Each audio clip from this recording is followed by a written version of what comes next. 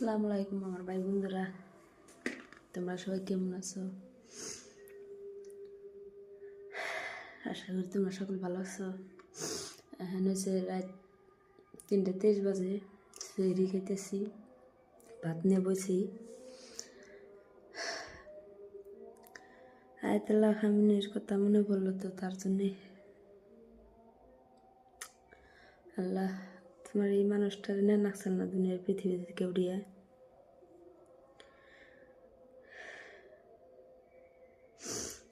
আমার মুসলিম ভাই বন্ধুরা, তোমরা যারা এই মানুষটার ভালো পাও তারা কমেন্টে আমিন না লিখে যাও না প্লিজ। আর এই ভিডিওটা পছন্দ শেয়ার করো, যেন আমার মুসলিম ভাই বন্ধুরা দেখারে।